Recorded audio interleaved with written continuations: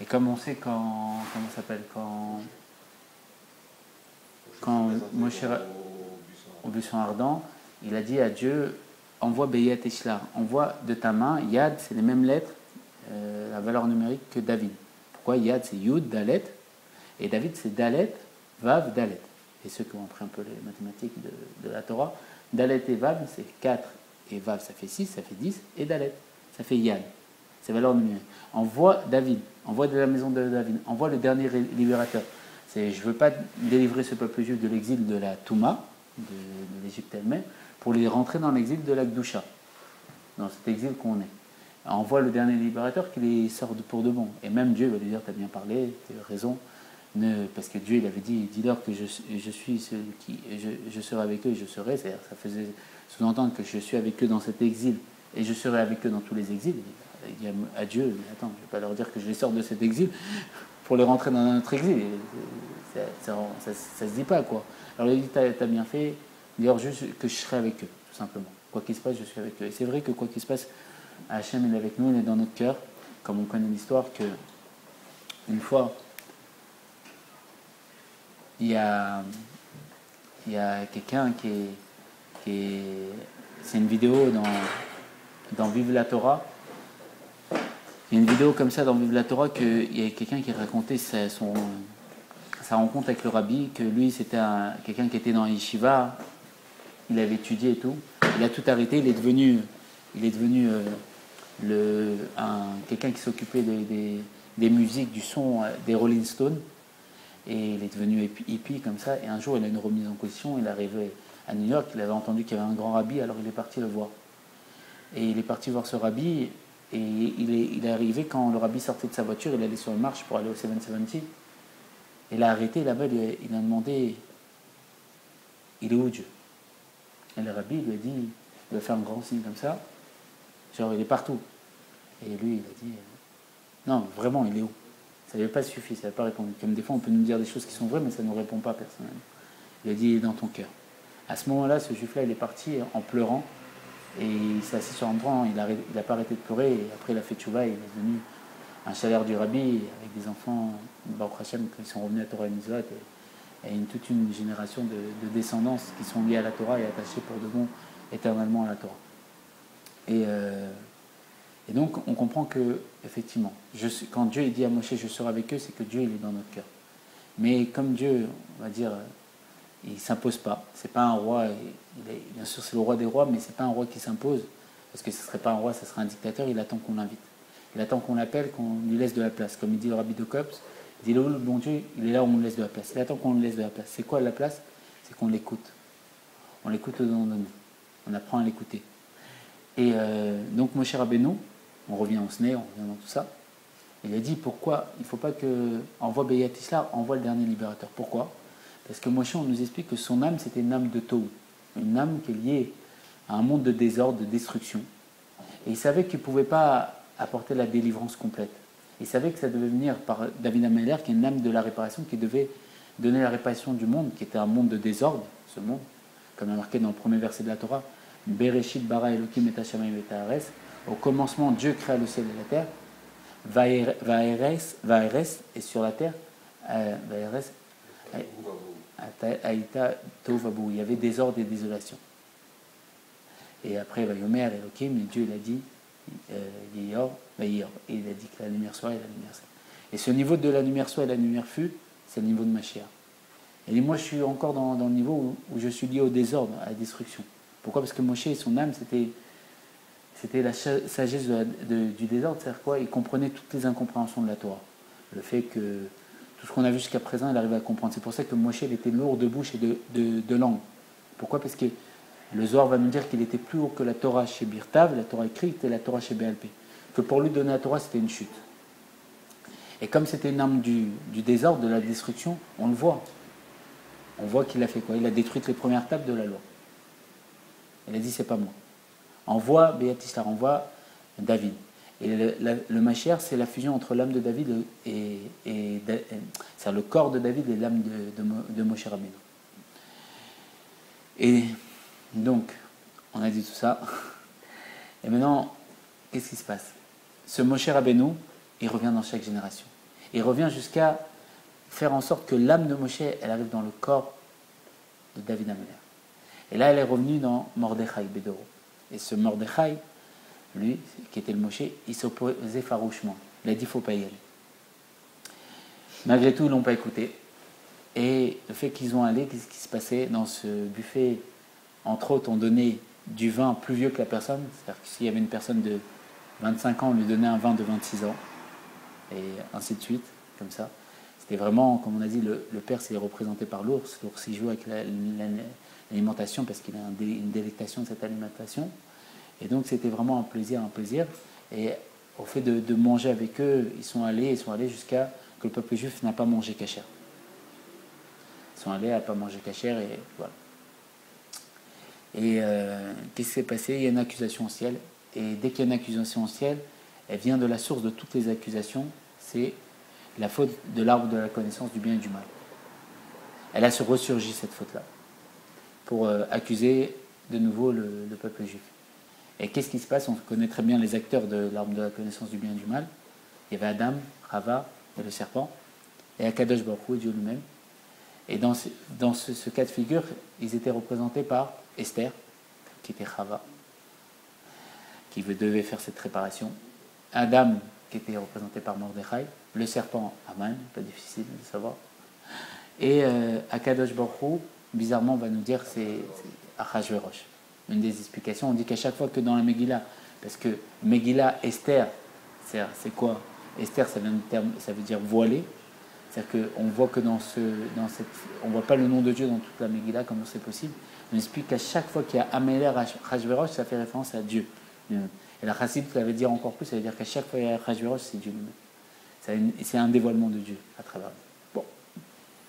Qu'est-ce qui s'est passé? Il s'est passé qu'ils ont fait la faute de manger pas kasher.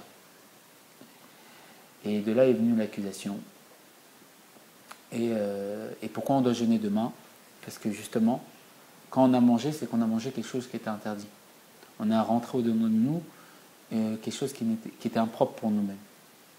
Et comment on va faire pour réparer ça? Le fait que j'ai mangé quelque chose qui n'était pas bon, je m'empêchais de manger quelque chose pendant une journée et je réparais le repas que j'ai pris qui n'était pas apte. Voilà pourquoi on doit jeûner. Et voilà pourquoi Esther elle avait demandé de jeûner. Comme la faute elle est venue du fait qu'on avait mangé la nourriture pas cachère, pour réparer ce fait-là, on s'empêche de manger. Pour enlever le repas pas cachère. C'est-à-dire que Dieu va faire en sorte de prendre ce repas pas cachère. Et le fait que je me suis privé, il va me l'enlever et il va réparer cette faute. Et voilà pourquoi on doit jeûner demain. Une explication, entre autres. Et après, qu'est-ce qui s'est passé? Le rabbi il y a énormément d'informations. J'ai le temps d'étudier. Le rabbi va nous dire des choses extraordinaires. Il va nous dire comme ça, la fête, elle s'appelle Purim.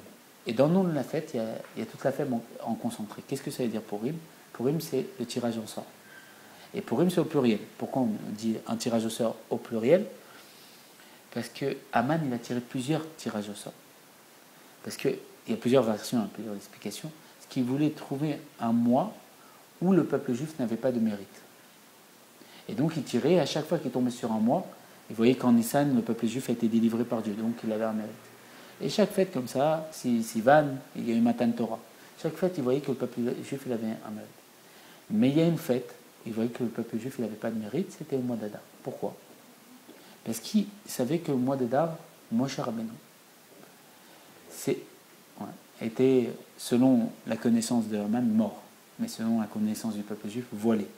Parce que Mita en hébreu, ça veut dire passage. Il est passé dans la dimension de la vérité. Il n'est pas dans les voiles et les esters du monde. Il voit de ses yeux la vérité qu'il n'y a rien d'autre à part Dieu et que lui, c'est juste l'expression du divin. Et que comme Dieu, il ne peut pas réussir à mourir, lui aussi, vu que c'est une propagation de Dieu, une partie de Dieu, il ne peut pas mourir, il n'est pas touché par quoi que ce soit. Il est juste passé dans une dimension supérieure, de proximité avec Dieu. Lui, il a vu que Moshe Rabbeinu, il était mort. Et comme on sait, Moshe, c'est l'âme générale du peuple juif. En lui, il y a tous les âmes. Il s'est dit, comme lui, il est mort, on peut anéantir à cette date-là tout le peuple juif. Et d'où Haman, il avait toute cette connaissance de savoir incroyable. Ça. Nous, Haman, on croit que c'est un rigolo qui est venu, qui a jeté un truc au sort comme ça pour faire bien. Non. En réalité, le rabbin nous expliquera que c'est pas un rigolo. Et il va nous expliquer profondément qu'il Il savait ce qu'il fait et c'est pas au hasard tout ça. Et bien ils expliquaient qu'en vérité, pourquoi Aman avait une grande connaissance du peuple juif. Déjà, c'est dans le Midrash.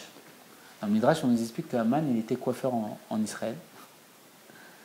Et c'est comme ça, c'est marqué dans le Midrash. De toute façon, il y a des choses incroyables dans le Midrash. Et que quand le fait que le peuple juif a quitté la terre d'Israël, il est descendu. Et que donc il coiffait des juifs et tout ça, c'est pour ça qu'il parlait avec eux, il avait des connaissances, c'était un sorcier et tout ça. Et que toutes les forces du mal, ils se servent de l'Akdoucha. S'ils ne se servent pas de l'Akdoucha, des forces du bien, ils ne peuvent pas, ça ne marche pas. Et donc c'est pour ça qu'il avait des connaissances de la profondeur de la Torah. Et entre autres, on nous explique que quand ils sont descendus, Aman, il est marqué qu'il n'avait plus d'eau pour boire. Et donc il allait mourir de soif. Et qu'est-ce qu'il a fait Aman? Il a demandé à Mordechai de l'eau. On peut essayer d'analyser plus profondément, ça c'est un midrash. Et Mordechai lui a dit, si tu veux de l'eau, si tu veux que je te sauve ta vie, il faut que tu marches sur ma chaussure, sur ma semelle, que tu es mon esclave. Si tu viens de mon esclave, je te donne de l'eau. Et il a marqué, et c'est une des raisons pourquoi, quand tout le monde se prosternait devant Aman, Mordechai ne se prosternait pas devant Aman. Pourquoi? Il lui disait, je veux bien me prosterner devant toi. Tu es le Premier ministre, tu es la personne la plus importante après le roi, mais regarde, tu as signé que tu étais mon esclave. Donc, je ne peux pas me prosterner devant mon esclave. Et c'est pour ça qu'il embêtait énormément Aman. Une des explications du Midrash. Mais si on veut analyser plus profondément, parce qu'on essaye d'aborder la Torah selon la Chassidut Chabad, Chabad c'est Chochma Minadat, les forces intellectuelles, on veut comprendre, et les sages ont dit il n'y a pas plus grand plaisir qu'être délivré du doute. C'est quoi? C'est que Aman, il n'avait plus d'eau, l'eau c'est Enmaïm et la Torah. Il n'avait plus de connaissances, il n'arrivait pas à comprendre des choses, il avait des interrogations comme ça. Et le seul qui pouvait apaiser cette soif, cette compréhension et tout ça, c'était Mordechai. Et Mordechai lui a donné de l'eau, lui a donné les réponses à ses questions. Il lui a dit pour ça, il faut être mon esclave. Il faut être soumis. Une des explications profondes. On essaie d'analyser, on essaie de voir plus profondément. Et il a fait un goral, un tirage au sort. Et le rabbi va dire pourquoi il a fait un goral et pourquoi la fête elle s'appelle Purim. Et on voit que Purim, il dit, il y a une fête qui ressemble à ce nom, Kippurim. Kippurim. Quel rapport Kippurim et Purim?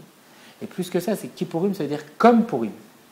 Comment la fête, si on peut dire la plus élevée, qui est le jour où l'essence de l'âme se dévoile, qui s'appelle le Yechilah chez Benefesh, la partie de Dieu qui est complètement confondue avec le divin se réveille au point que tous les juifs du monde entier viennent dans les synagogues demander, si on peut dire, pardon à Dieu, et qu'on nous explique que Dieu vient laver le peuple juif de toutes ses fautes, et il ne demande pas à ses serviteurs d'aller laver, c'est lui-même.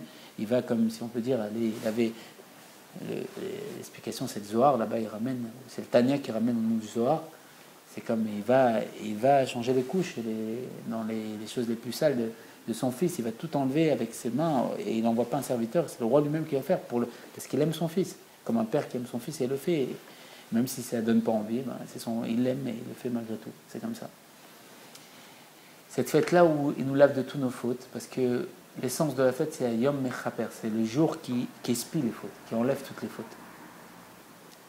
C'est pour ça qu'à Kippour, on doit jeûner encore, pour se séparer de la matière, pour atteindre un niveau supérieur à la matière, ne pas être restreint à la matière. S'élever, on doit s'habiller en blanc pour ressembler à des anges devant Dieu. Alors quel rapport Kippour, qui expie toutes les fautes, et Purim, pourquoi? Et plus que ça, pourquoi la fête elle s'appelle Kippourim, comme Purim? Le Rabbi, il prend les klalim, les généralités de la Torah, qui sont que le fait que dans le nom de la fête est toute la fête en concentré, il essaie de comprendre. Et il nous invite à partager sa réflexion et son interrogation sur tout ça. Il dit comme ça, il dit, il y avait un tirage au sort, effectivement, à Purim. C'était l'Azazel. C'était quoi? On tirait au sort pour deux boucs identiques, deux bœufs identiques. Il y en a un bouc. C'est ça, deux boucs identiques, un qui allait pour Dieu et l'autre qui allait à l'Azazel, c'est quoi? Pour le Yetzara. Et il allait en contribution pour effacer tout, parce que le Yetzara, il avait des arguments contre le peuple juif. Il y avait quelqu'un qui faisait un Messirut Nefesh, qui n'était pas très bien au niveau de santé, qui prenait le bouc, qui le tirait, qui l'emmenait jusqu'à la falaise. C'était tellement dur que des fois il s'abîmait même le bras, et le jetait là-bas de la falaise, et le fait qu'il meure, il expiait toutes les fautes du peuple juif par cet intermédiaire. Et on voit qu'il y a deux tirages au sort, donc on voit qu'il y a un lien. C'est pas pour rien tout ça. Et que c'est ça qui a permis d'expier les fautes, ce tirage au sort, pour que le Yetzirah il prenne ça à la place du peuple juif, Razé Shalom. Et il dit comme ça en vérité. Le rabbi il nous explique qu'il y a deux niveaux dans toute chose. Les deux niveaux, c'est que pourquoi en vérité Aman il a fait un goral, un tirage au sort. C'est que comme il avait une très grande connaissance du peuple juif, il savait il a marqué que Dieu, il a choisi Yaakov parce qu'il aime Yaakov, et il n'a pas choisi Esav parce qu'il était Esav. Et ça, c'est dans le libre arbitre de Dieu. Pourquoi il a fait ça comme ça? C'est dans son libre arbitre à lui. Et il savait que dans un niveau qui s'appelle le Seder Ishtachelut, l'enchaînement des mondes, le peuple juif, il a le fait que Dieu l'a choisi, il est intouchable. Et donc, il s'est dit, je ne peux pas m'attaquer au peuple juif dans les voies naturelles du monde. C'est impossible.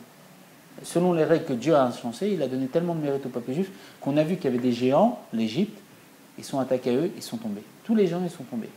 Ça ne marche pas comme ça. Et là, je vais faire autre chose. Qu'est-ce que je vais faire? Je vais jeter un goral.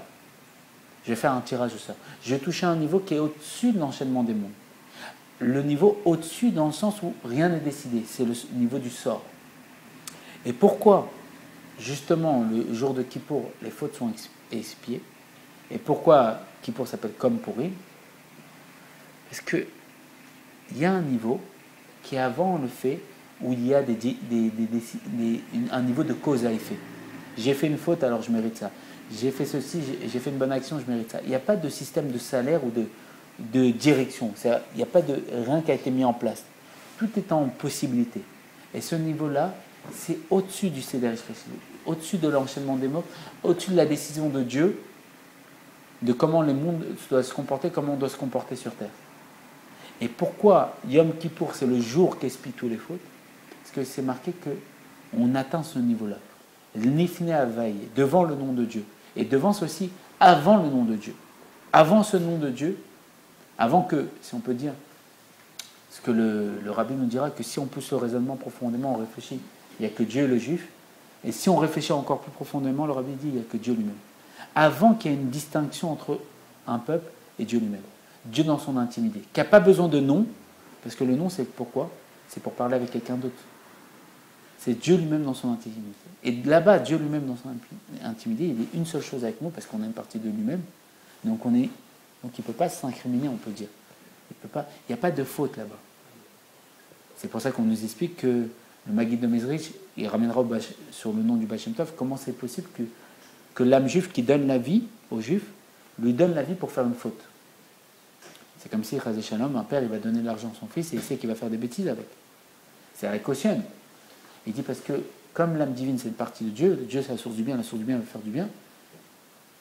Chez Dieu, il n'y a pas de mal. Il y a marqué qu'à un moment, Dieu, dans le Zohar, c'est marqué qu'il ouvre tous les rideaux, il se dévoile dans son essence, et il dit comme ça, il dit, ceux qui veulent voir, ils viennent voir. C'est-à-dire que ceux qui veulent voir qu'il n'y a rien d'autre à part Dieu, ils viennent voir. Il ouvre toutes les portes, et à ce moment-là, il y a marqué que justement, les forces du mal, elles se cachent, elles ont peur. Parce que si elles viennent voir, elles viennent prendre conscience qu'elles n'existent pas en fait. Il n'y a que du bien. Il n'y a que Dieu lui-même. Enon Usado. Et donc, dans ce niveau-là qui est le Goral, avant son nom, qu'est-ce qui se passe? Pourquoi l'âme, quand elle voit un juif faire une faute, elle lui donne la vie pour faire la faute, au lieu de l'empêcher de faire la faute? Parce qu'elle ne voit pas le mal. Il y a marqué Yerida sur Aralia. Une descente, c'est pour une élévation. Elle voit la tchouva, elle voit l'élévation qui est derrière. Et pareil, Dieu dans son intimité, il n'y a pas quoi que ce soit. Donc, justement, comme on atteint un niveau avant, on arrive à Kippour un niveau avant le nom de Dieu. Avant le fait qu'il a été décidé, un niveau de cause à effet, que si on ne fait pas ça, on mérite ça, etc. On touche ce niveau-là qui est au-dessus de tout. Dans ce niveau-là, si on peut dire, on sait que tout a été décidé par Dieu, et donc on n'a pas de faute. Et c'est pour ça comme on atteint ce niveau-là à Kippour, on est lavé de toutes nos fautes. Alors, bien sûr, il y a un travail pour faire ça. Il faut faire tchouva. Il faut aller à la synagogue. Il faut faire le jeûne. Il faut s'habiller tout en blanc, si on peut dire, selon les minagim, bien sûr. Si on est marié ou pas. Et il faut ressembler à des anges. C'est pour ça qu'on mange pas, on se sépare de la matière du monde. Mais à Purim, qui Purim, c'est comme Purim. À Purim, justement, c'est complètement l'inverse. On rentre dans la matière du monde, on fait un grand buffet, et on va boire, et on doit boire jusqu'à Adeloyada. C'est-à-dire quoi? Jusqu'à ne plus savoir entre Baruch Mordechai, et non, jusqu'à le fait de béni soit Mordechai et maudit soit Aman, au point de pouvoir dire Chazé Shalom, maudit soit Mordechai et béni Aman, Chazé Shalom, que Dieu nous en préserve. Mais à ce niveau-là, on va faire comme Dieu, on va dire non, je choisis Mordechai j'aime Mordechai, je choisis Mordechai et je ne choisis pas Aman. Parce qu'il faut boire jusqu'à un niveau où justement on atteint ce niveau-là du Goral, où rien n'est décidé. C'est-à-dire que, et dans ce niveau-là, on va faire comme Dieu, on va choisir Mordechai et on ne va pas choisir Aman. Chazé Shalom. Dans ce niveau-là, il n'y a pas de choses qui différencient l'un de l'autre. Parce que les dés n'ont pas encore été jetés. La femme, elle n'a pas le chiyuv de boire, l'homme, il a le chiyuv de boire. Pourquoi? Parce que l'homme, il est attaché aux dates, à sa conscience, il a une conscience d'exister plus intensive que la femme. Et donc, justement, l'homme, il doit boire pour sortir de son attachement à sa connaissance, et que la femme, elle est attachée au kéter, à la couronne. Pourquoi la couronne? On dit que la femme, c'est la couronne de son mari. Parce que, en réalité, la femme, elle a ce niveau d'être au-dessus de la matière, et dans la matière, elle est dans le niveau d'être. Et l'homme, il est dans un niveau de devenir. C'est pour ça qu'on explique qu'il y a une question qui se pose, est-ce que la femme, elle doit revenir en Gilgulim, en réincarnation? On explique que ce n'est pas évident à savoir. Pourquoi? Parce qu'en réalité, la femme, dès qu'elle est venue une fois, elle n'a pas besoin de revenir. Pourquoi? Elle est venue une fois, c'est fini, elle s'est réalisée. Elle s'élève bien sûr avec son mari, mais elle s'est réalisée. Et pourquoi elle revient? On nous explique qu'elle revient que pour aller rechercher son mari. La femme, elle redescend que pour aller rechercher son mari. Parce qu'elle a un niveau au-dessus. C'est pour ça qu'à la marque là, on nous explique que les Imaot et les Avot, ils sont mis de telle manière que les pieds de Sarah arrivent au niveau de la tête d'Abraham. Pour nous dire que le dernier niveau de Sarah enfante le premier niveau d'Abraham. Et c'est pour ça aussi que les femmes, quand elles sont enceintes, elles ont mal aux jambes. Parce que la vitalité des pieds de la femme va devenir la première vitalité de la tête de l'enfant. Parce que c'est même une explication, si on peut dire, pourquoi les femmes mettent des talons. Pourquoi non? Parce qu'il faut bien savoir que ce monde découle des mondes spirituels, mais pourquoi les talons, ça marche tellement pour les femmes? Pourquoi les femmes mettent des talons depuis toutes ces générations et tout ça? Parce que le talon, c'est quoi? C'est au-dessus de la matière. Parce que la femme, la couronne, c'est quoi la couronne? Ça se met au-dessus de la tête. C'est quoi la tête? C'est le niveau le plus élevé de la matière. Elle est au-dessus de toute la matière du monde. Elle est au-dessus du monde et dans le monde, dans ce niveau-là. C'est pour ça qu'une des explications, si on veut voir, parce que le rabbin nous dit que la dernière chose qui reste à faire, tout est là, c'est d'ouvrir les yeux. Et la Chassidoute, elle vient nous ouvrir les yeux avec la connaissance de la Torah. Pourquoi les femmes mettent des talons? On peut dire que, selon l'explication de la profondeur de la Torah, que comme elle est attachée au kéter, elle dévoie ce niveau par le fait de mettre des talons, et c'est pour ça que ça marche, qu'elle est au-dessus de la matière, tout simplement. Elle est la couronne de son mari. Et donc, on était en train d'expliquer que Purim, il attira un Goral, Aman, justement pour toucher un niveau où le peuple juif n'avait pas de mérite. Et la beauté de tout ça, c'est que justement, même dans ce niveau-là, le peuple juif a un mérite extraordinaire, c'est d'être complètement une seule chose avec Dieu, au point que ça a été inversé. Lui, il a voulu nous exterminer, c'est lui qui a été exterminé. On nous explique, il y a beaucoup de secrets qu'on va essayer d'aborder, je ne sais pas, moi j'ai entendu beaucoup de Chidushim, de nouveautés que mon Rav a expliqué dans ses cours, que je n'avais pas connaissance. Il y a une question très simple, comment ça se fait que Esther, elle est partie avec Achashverosh? Ma femme, elle m'a posé cette question, je ne savais pas quoi répondre. Alors comme j'ai fait tout à l'heure, j'ai appelé un Rav, quand on ne sait pas, on appelle. Parce qu'il y a marqué dans le Père Kavod que celui qui ne pose pas de questions, il sera bête, parce que c'est justement en posant des questions qu'on apprend, et qu'on ne peut pas apprendre si on ne pose pas de questions. Et j'ai appelé le Rav, et le Rav Pesner qu'on salue, il m'a donné une réponse simple, selon le Pshat, le sens simple, la Halacha. Il y a marqué dans la Gemara que comme c'était le roi, si elle n'allait pas avec le roi, Chazé Shalom, c'est un danger de mort, le roi il aurait pu la tuer. Donc pour Pikwar Nefesh, un danger de mort, on a le droit d'aller. Parce que c'est un goy, normalement, c'est incompréhensible que Esther va avec lui. Et Baruch Hashem, mon Rav, il a ramené au nom du Zohar une autre explication qui nous donne encore plus de plaisir et nous répond plus profondément, qui répond à la profondeur de notre cœur. Il dit, le Zohar, Rabbi Shimon Bar Yochai, qui était le Moshe de sa génération, on dit que le Zohar, Rabbi Shimon Bar Yochai, c'est la réincarnation de Moshe. après la faute du veau d'or, il dit comme ça, mais Mordechai, sa femme c'était Esther. C'était sa femme Esther.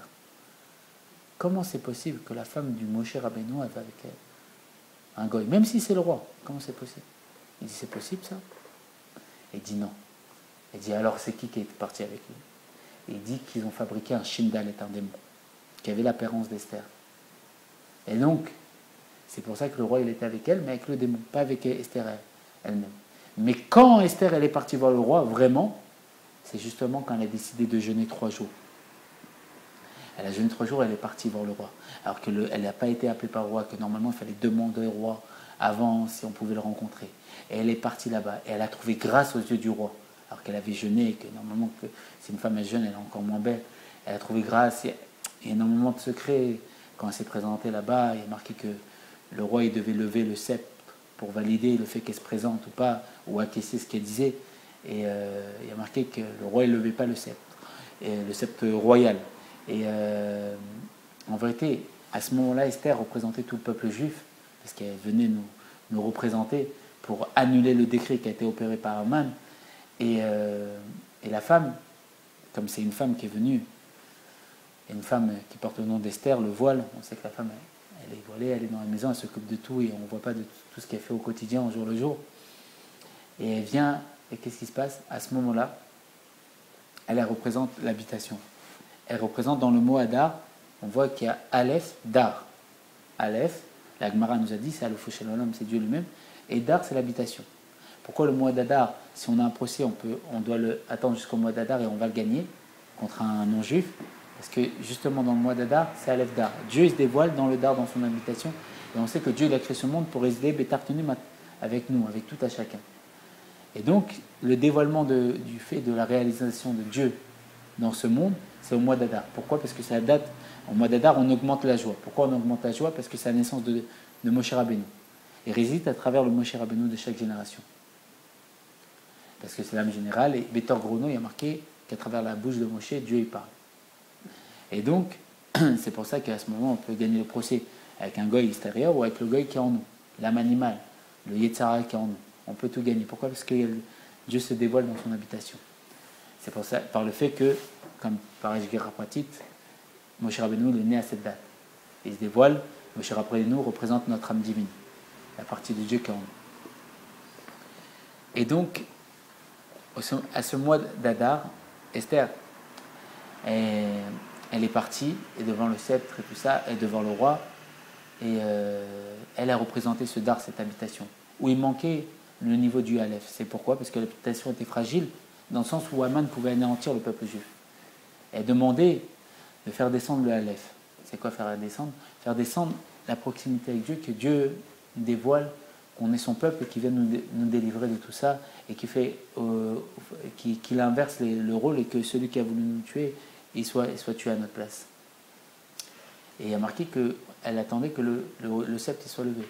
On nous explique, selon la profondeur de la Torah, que l'ange Michael il est venu pour lever le bras du roi, pour qu'il lève le sceptre. Et je pense que l'ange Gabriel il est venu pour maintenir tout ça. Il me semble, j'ai entendu, mais je ne sais plus exactement, je peux dire bêtise.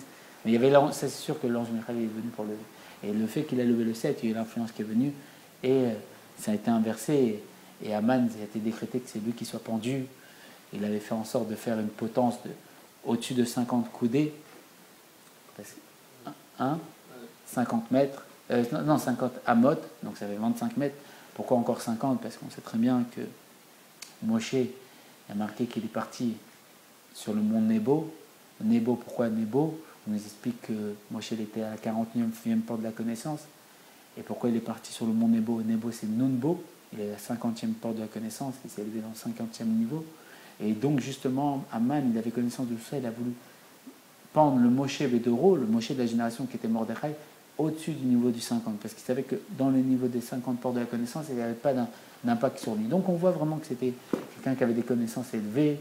Et on voit tout l'impact de tout ça. Et voilà, entre autres,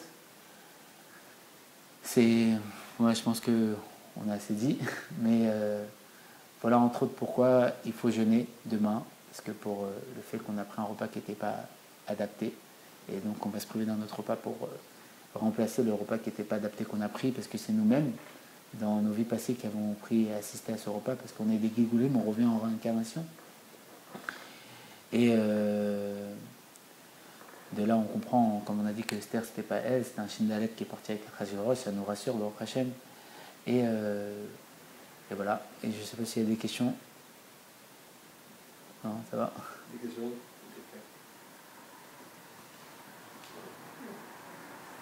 C'est des questions qui restent en suspens pour la prochaine fois.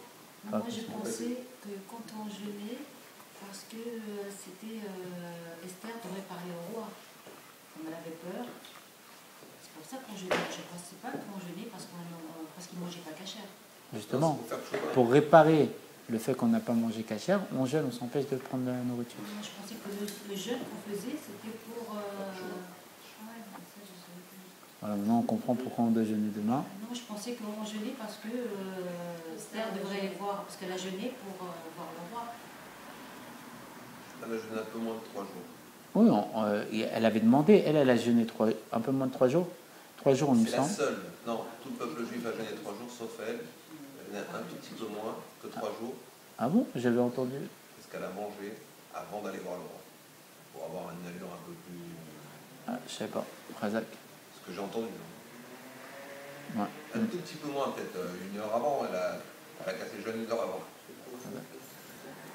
Pour avoir un meilleur aspect devant le roi. Ouais, c'est incroyable toute la fête comme ça vue, selon l'explication du Rabbi. Bon, voilà. Il y a des bonnes choses, que des bonnes choses, et qu'on ait la délivrance complète les à présent, matériellement, spirituellement, pour toutes les personnes, pour tout le peuple juif et la planète pour le règne végétal, minéral, animal, et qu'on ait le dévoilement de Dieu, que tout est pour le bien, qu'on se lève de ce cauchemar qu'est l'exil, et qu'on soit dans un bien absolu qui est quoi? Le fait d'être proche de Dieu.